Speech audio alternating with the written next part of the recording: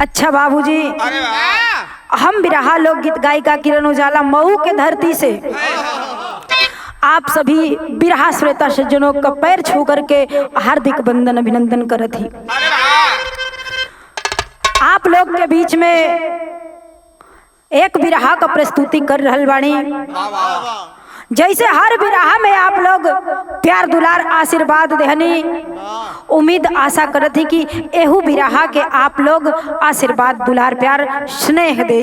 वाह वाह, चार लाइन भूमिका से कहना हम मालिक कैसे।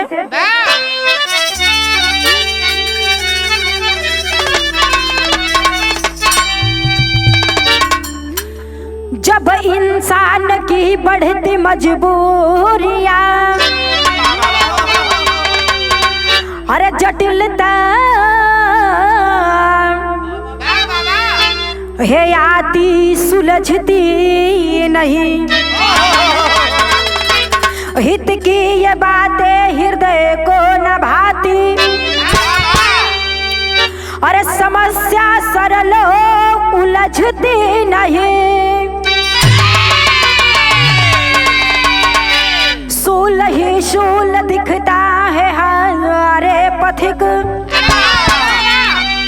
और बेग बुद्धि का जैसे कि रुक जाता है, कुंज अग्नि के लोशा बढ़े क्रोध तब,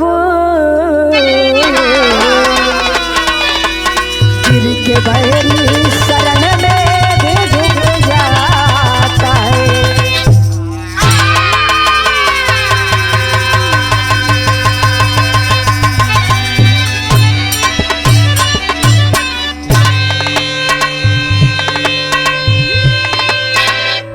अच्छा बाबूजी, अरे वाह, इंसान के कौनो प्रकार का अगर मजबूरी एगो सामने आ गई हो तो इंसान वो मजबूरी के हिरासत में गहराते चल जाला। एगो अगर समस्या हो गई ले बाबू तो ओकरा ऊपर दूसर को समस्या आ जाले। लेकिन ये जगह बिरहा में गजल का शुरुआत हो गई मालिक कैसे।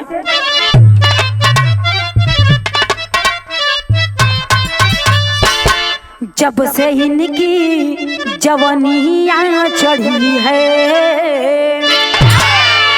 अरे जब से इनकी जवानियाँ चढ़ी है,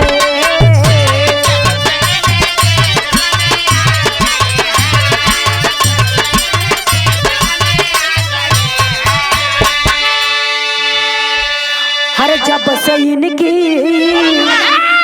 अरे जब से इनकी जवानियाँ चढ़ी है,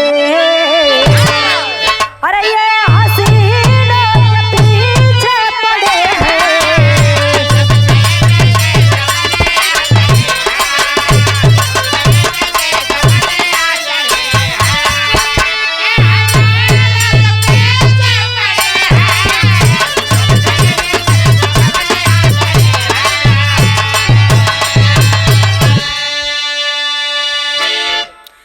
लेकिन यार बिरहा में कभी जी वीरन के प्रति भाव लिखत हमन वीर होलन कैसन।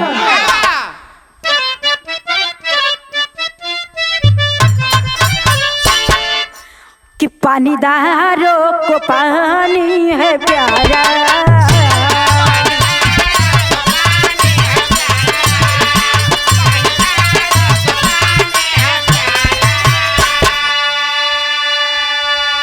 अरे पानी दारों को पानी है प्यारा, अरे ये जवानी गुमानी लुटाए पानी,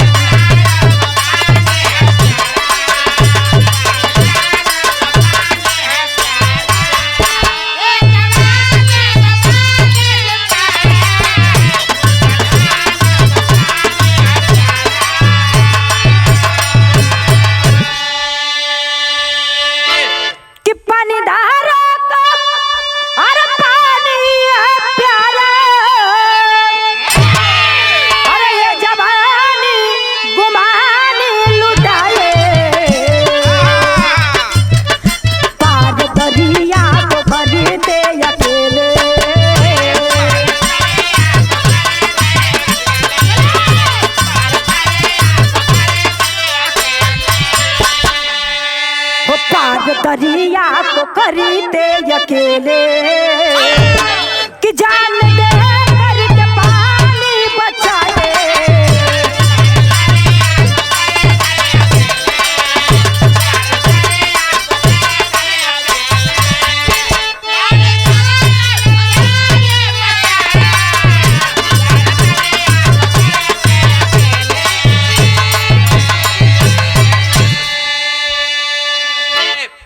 आखिर वीर वैसने होला ने ए बाबू जन अपने मान सम्मान खातिर जान गवा देवे। यहाँ बिरहा में कहानी का शुरुआत हो गई।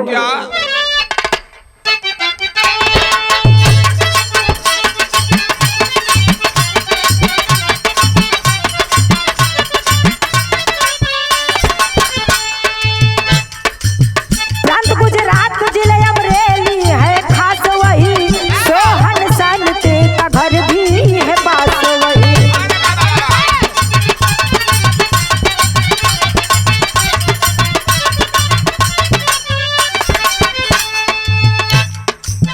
गोविंदपुर में गरीब खेल खेल रही पढ़े है वंत सरिता घर में अकेल रही।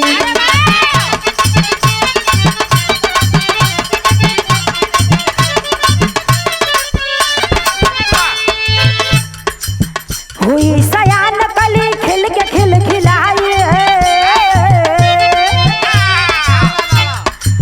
हुई सयान कली खिल के खिल खिलाई है। रूप की परी जैसे देवलोक से आई है।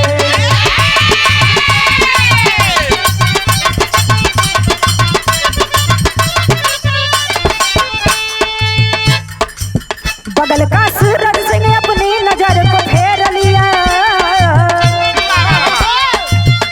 बगल का सूरज सिंह अपनी नजर को फेर लिया। एक दिन राह में ही सरिता को घेर लिया।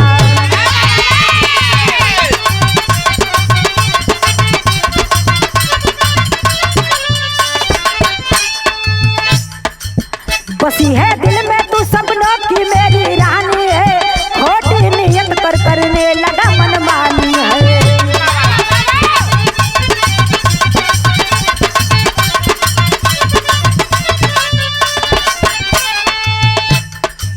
शिकायत लेके सोहन शांति घर पे आए हैं। भगाया गाली देख के कुछ न कर पाए हैं।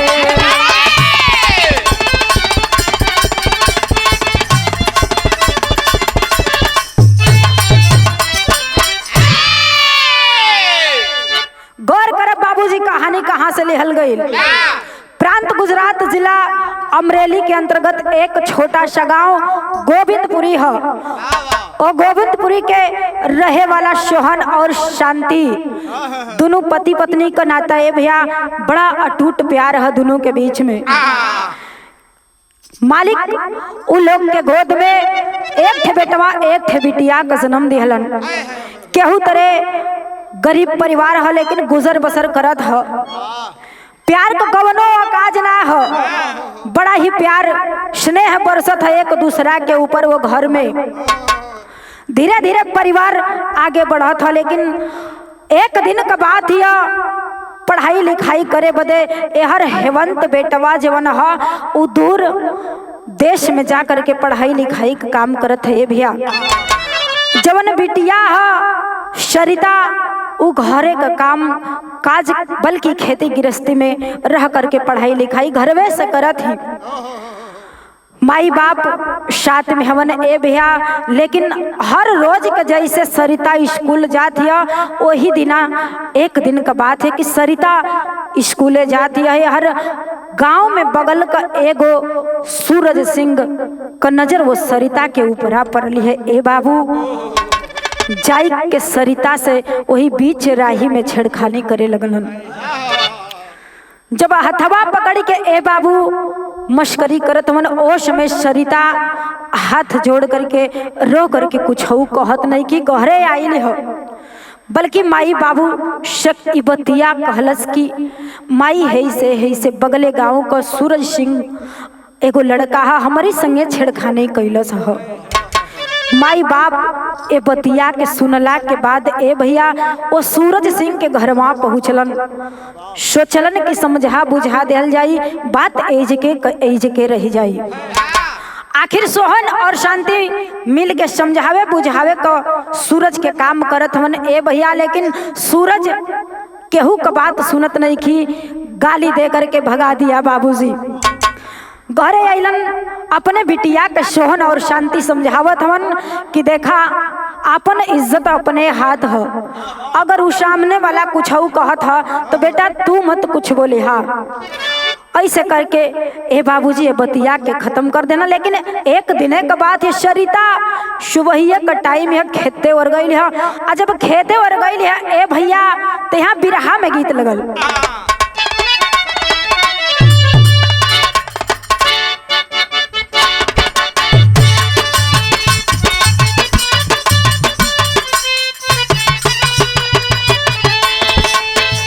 बड़ी पुरानी गीत है, कवनो मेहरारू का मरद। हाँ हाँ बड़ा ढेर दिन पर परदेश से जब घरे आयल हो, मेहरारू बड़ा ठीक से खाना पीना का व्यवस्था कैलस के, बल्कि निकाल के ठहरी पर बोलौलस। जब मर्दा मेहररुआ के सामने आयल है देखते चार धार पहले रोवलस। मेहरारू कहलस कि बस करा रोवा जन, आ गईला ना, भगवान का लाख लाख शुक्र है, आइला खाना खा। और एक बात कहत है कैसे,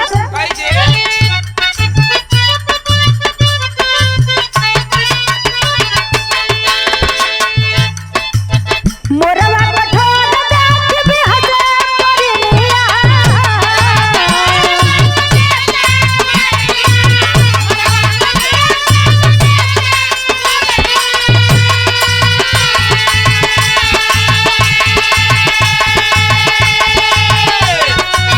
मोरवा कठोर देख भी हंसे परिनिया, भी हंसे मोरनिया। निकला गे हो, निकला गे हो, निकला गे हो, देखा भोर के चिड़िया।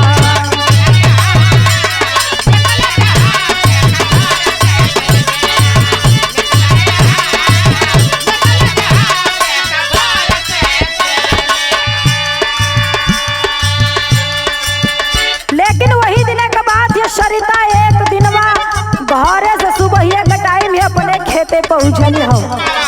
यार सूरज सिंह का निगाह सरिता के ऊपर पड़ल हो तो कैला सका।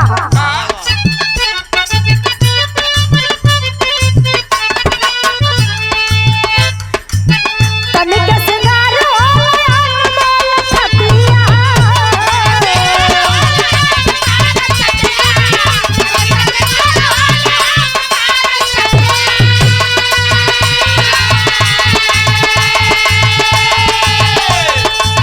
तनिक सिंगार हो अनमोल छतिया, अनमोल छतिया। लुट जाई हो, लुट जाई हो, लुट जाई हो एक गरीब की इज्जतिया।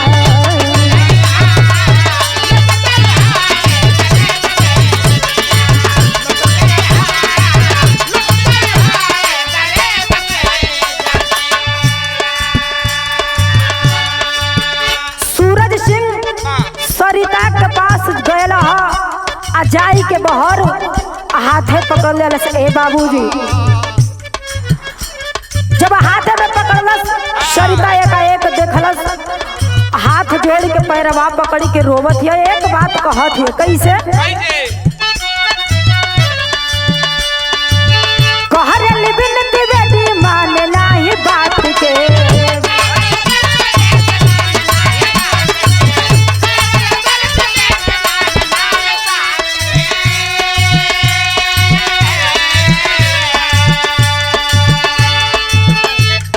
रखल बन के रही हाथ तो धूर हऊ लाते।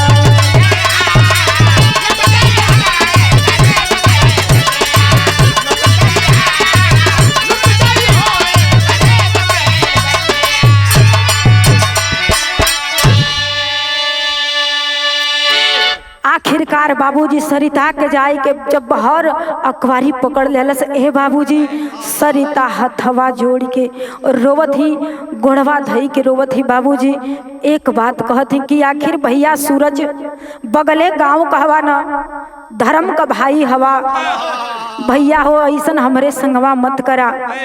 आखिर एगो गरीब का इज्जतिये धन होला ए भैया, अगर हमारी संगवा ऐसन कर देबा तो हम कहाँ जाइब ए भैया। बतिया कही के सरिता रोवत है, लेकिन उस सूरज सिंह एक ना सुनत है ए बाबूजी। आखिर वो सरिता का इज्जतिया तार तार कर दिलन ए भाई। जब बतिया आखिर सरिता का इज्जतिया तार तार कर दिलन ए भैया, सरिता ए बतिया के देख के रोवत ही यहाँ कैलिन का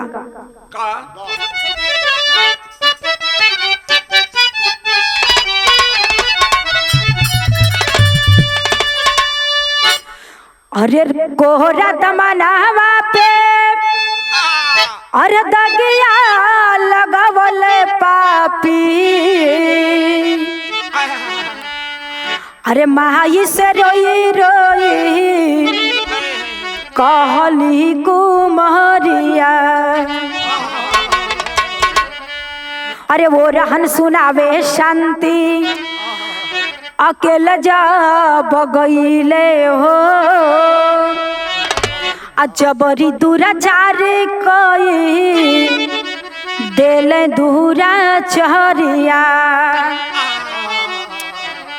अरे सोहन के पता लागल तब गाली गलोज कैले, अरे मारा पीट भइले गरीब के दुवरिया। केसिया लिखाइल झूठी अरे सोहन के जेल भइल, अरे सदमा लगल मारी गईली मायरिया। आखिरकार बाबूजी वह दरिंदा पापी अत्याचारी मानल ना ये बाबूजी, केहू इर्द गिर्द दिखाई ना देहलस ए बाबूजी। सरिता का इज्जतिया नाश कर देहलस ए भैया। सरिता रोवत या अजाई के माई के लगवा ई बतिया कहलस। जब ये बतिया का पता माई बाबू के लगल ए भैया, माई अब ही सोहन समझावे बुझावे का काम करत हूँ, लेकिन माई के आग लगल है। माई वो सूरज सिंह के घर में पहुँचल है वो रहन देवे बदे कि आखिर ओकर हिम्मत कैसे भइल है कि हमरा इज्जत पर हाथ डलस है।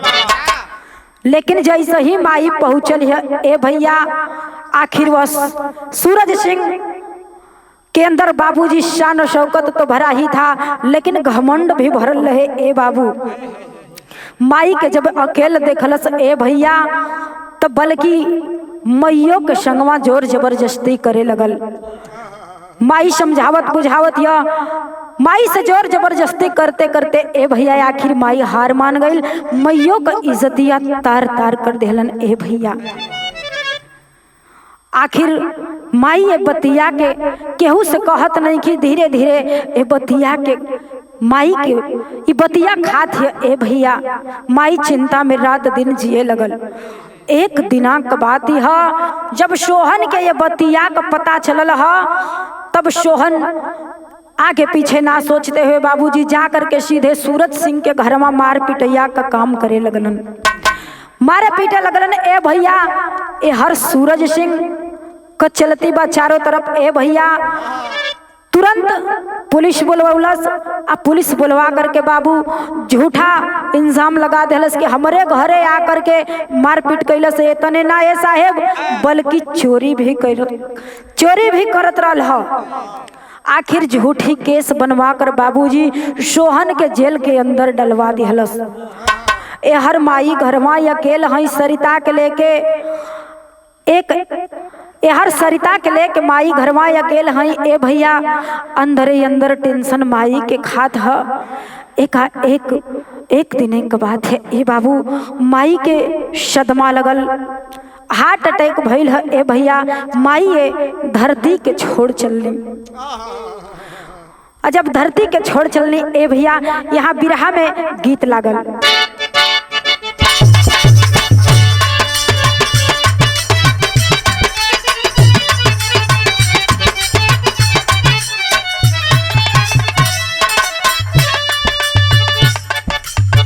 मन बरसी लावट पे लोढ़ा से,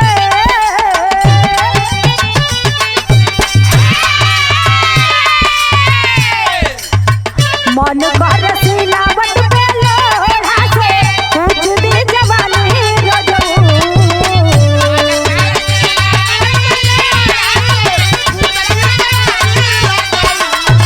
ओहो, बहुत अच्छे।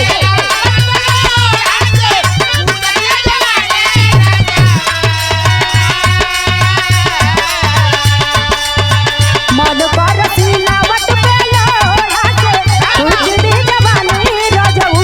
कवना सवत संग काटत तारा छानी, लगा के मच्छरदानी रजऊ।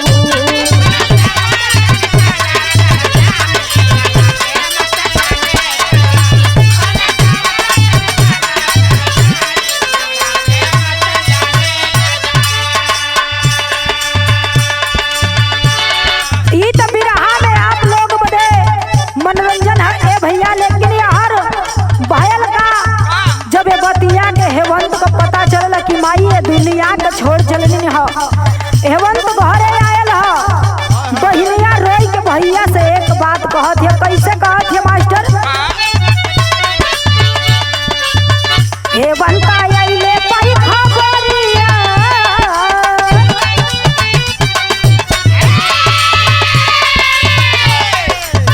हेवंत आइले पई खबरिया, दुखवा सुनावे भाई से।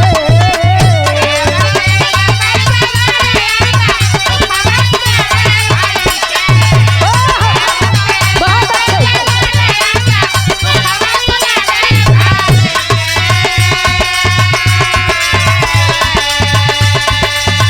हेवंत आइले पई खबरिया, दुखवा सुनावे भाई के। भैया बचल नाही तोहरी जतिया, बहिनिया सुनावे भाई के।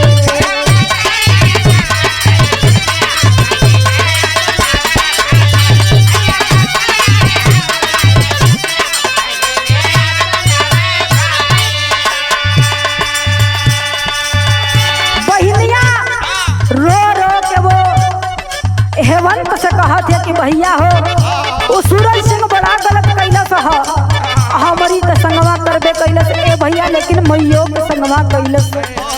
पूरी बात बहिनिया बतावत है रोई रोई के, लेकिन सुनत है कहत है का औरी, केहू नाही मुंह खोले बाटे धनवान, क्रोधवा में लाल काढ़ा चढ़ल असमान।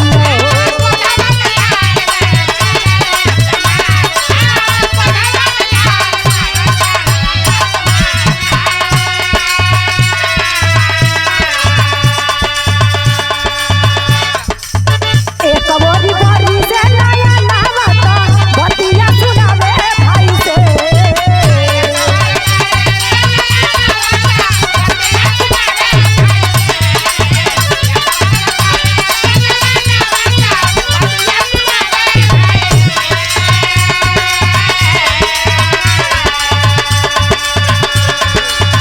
एक बोरी बोरी से नया नहावता, बतिया सुनावे भाई से। भैया बचल नाही तोहरी जतिया, बहिनिया बतावे भाई से।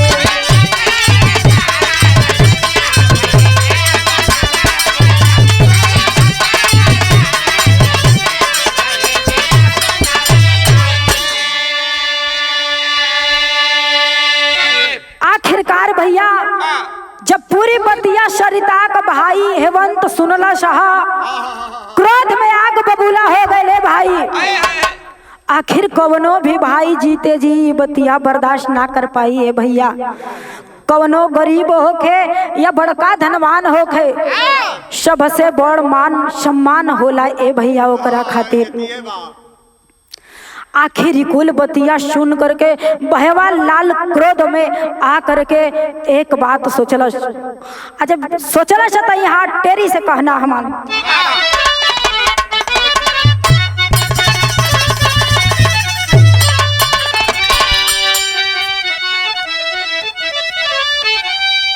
दिवा करे या बना बदरी में रही, अरे दिवा करे या बना बदरी में रही, अरे को चला मिटाने लेकर तेज प्रभाकर, अरे प्रभाकर, अरे प्रभाकर। आखिर पूरी बात बहनिया के सुनलस भैया ए बाबू लाल क्रोध में हो करके चल दिहलस। जब चल दिहलस तब गैल है कहाँ, यहाँ तर्ज से बतावे के पड़ल।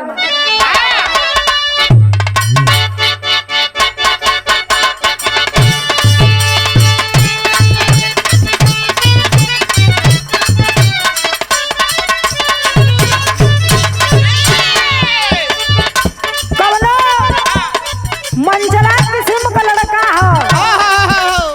होला कोनो कोनो जवना से कि खरी भूसा छूटेला ना कुछ, लेकिन तब वो लड़किन के देखिया तो मरकावा सार लेखा वही जो घरी आवल करी हो।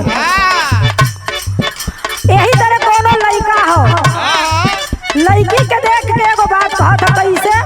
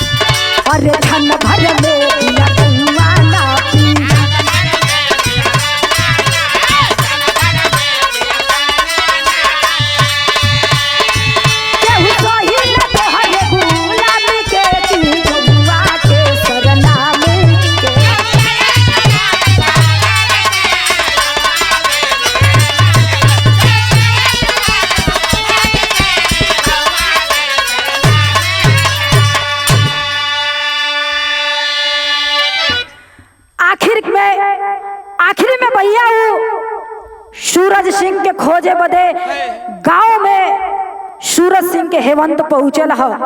पूरा गांव छान मरलस ए भैया, लेकिन सूरज सिंह पहले ही से सातिर आदमी जब ये बतिया का पता चलल ह कि हेवंत हमके मारे बदे आवत ह, गांव छोड़ करके आखिर दरिंदा भाग चुकल है भैया। आखिर सूरज सिंह मिलत ना हा तो हेवंत करत कहा यहाँ पहपट से कहना हमारे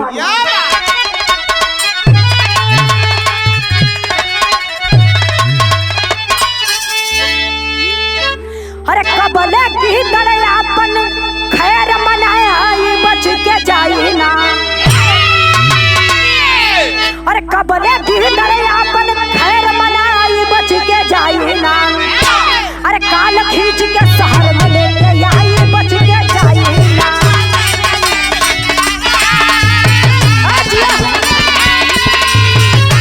अरे बारे भैया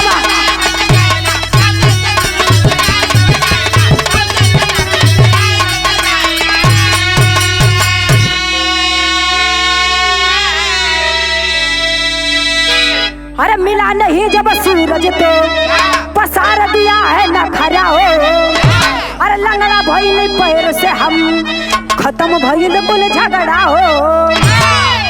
अरे चला है सूरज फिर मन में मन हरसाई बच के जाइए ना।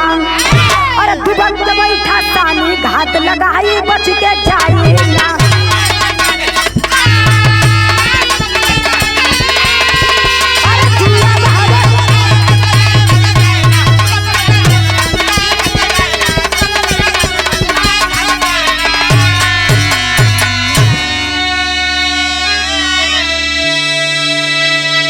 आखिरकार बाबू जब हेमंत जान गल के गांव छोड़ करके भाग गल कमीना दरिंदा, तब यहाँ है अपन दिमाग लगावत है। ए भैया जुटही का प्रचार प्रसार कर दे हलस कि एक्सीडेंट हो गई हमार, और इतने ना ये भैया बल्कि पैर से हम अपाही हो गए हैं।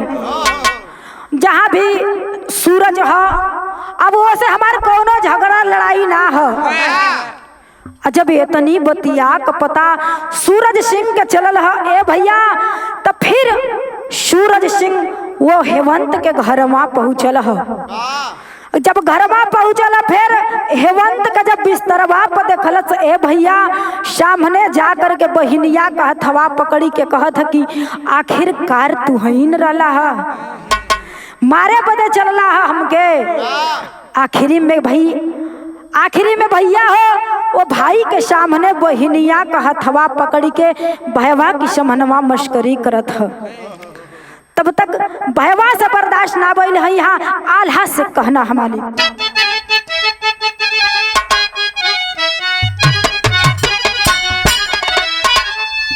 अरे होला कमजोर नागा रीब दुनिया में भैया।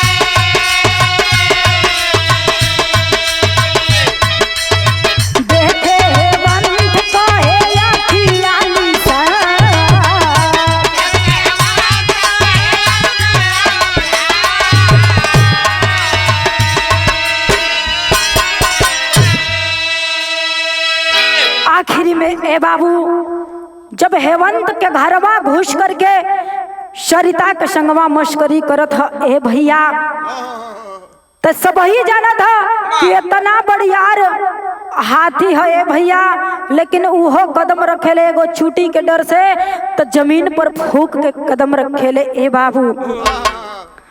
आखिरकार वो सूरज सिंह के ई नइखी पता कि हमारी संगवा बुरे काम का बुरा नतीजा, ना मानो तो करके देखो, जिसने जिसने किया है यारो उसका उसका। आखिर सोचे बाबूजी कि शेर 2 कदम पीछे हो था, तो ई नहीं थी कि वो डर के मारे 2 कदम पीछे हो गई हो। इहो हो सकेला कि आपके ऊपर उछलांग मारे खातिन के 2 कदम पीछे गई हो। आखिर हेमंत सूरज सिंह के संगवा यह करत ह। यहाँ सदर लगल है मास्टर।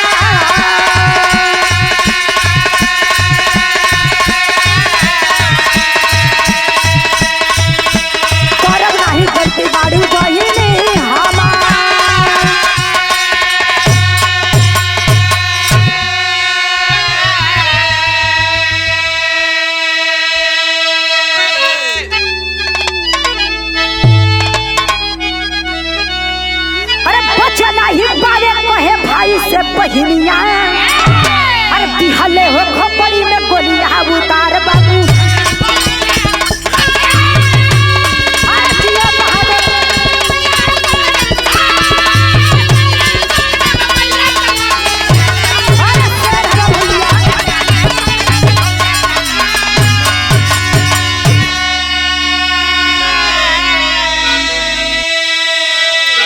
आखिरकार बाबू जमुना समय हेमंत के समहनवा छेड़खानी करत था सूरज सिंह देख करके हेमंत तुरंत बिस्तर के नीचे से रिवॉल्वर निकाला बाबूजी ठाए ठाए दो गोली जब टंगरी के बीच में मरलन है ए बाबू ओ समय सूरज सिंह धरती पर लड़खड़ाई के गिर गईलन जाई उस समय सूरज सिंह धरती के ऊपर गिर गई ना ए भैया सरिता के पैरवा पकड़ी के माफी मांगे लगलन ए भैया रोवत हवन कहत हवन कि धर्म का बहिनी हऊ न रहम करा हमरे ऊपर जान बकसदा जिंदगी में तोहरे कबो न आई लेकिन बहिनिया कहलस भाई ये दरिंदा के बचे के ना चाहिए मारदा एकर जान लेला समहनवा ए भैया आखिरकार बहाई देर ना कैलस ए भैया मरलस खोपड़ी में गोली वह सूरज सिंह जमीन पर गिर के बाबूजी सांस तोड़ दिहलन बहिनिया रोवत ये भैया से एगो बात कहत हियो हमरे यसमत के अरे बदला पूरा वाला बीरना अरे हमरे यसमत के बदला अरे पूरा वाला बीरना धधकत ही गया गने जुड़ा बवला बीरना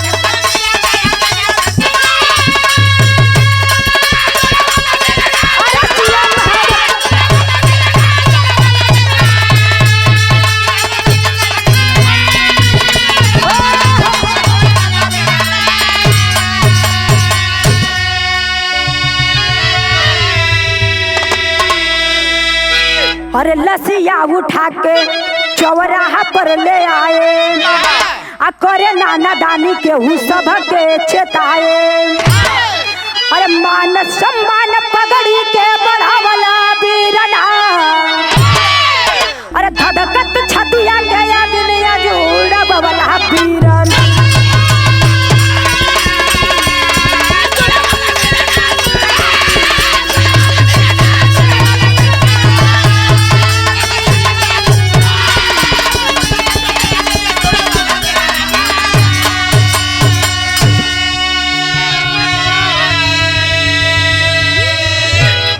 आखिरकार वो सूरज सिंह का जनवा लिहले के बाद ए भैया हेमंत एक काम औरी कैलस भाई बहन दोनों मिल करके सूरज सिंह के लाश के घिसेट दे बीच चौराहा पर ले जाई के ए भैया सबके गांव गांव गली गली दिखावे का काम करे लगलन कि देखा जे भी गलत करी ओकरा संगे यह प्रणाम होखे के चाहिए लेकिन आगे का भयल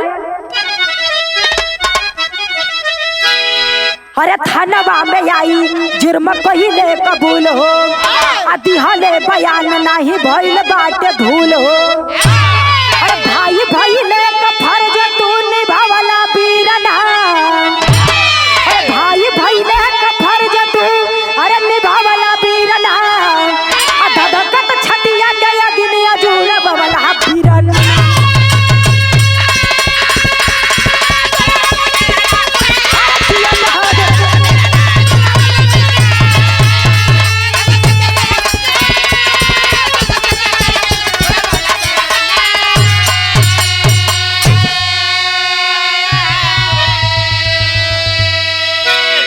सूरज सिंह के मरला के बाद ए भैया हेमंत और सरिता जा करके थाना में हाजिर हो गईलन ए भैया अपने जुर्म के कबूल कैलन कहलन कि साहेब यह गलती है आप चाहिए जवन करी आखिरकार ए भैया जुर्म जुर्म होला और मुजरिम मुजरिम होला।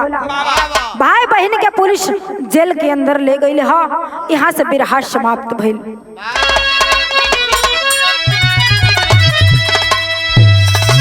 गुरु बिहारी गुरु गणेश गुरु रामलाल नरेश। अरे राज नारायण कभी चंद्रिका लिखते कभी रमेश।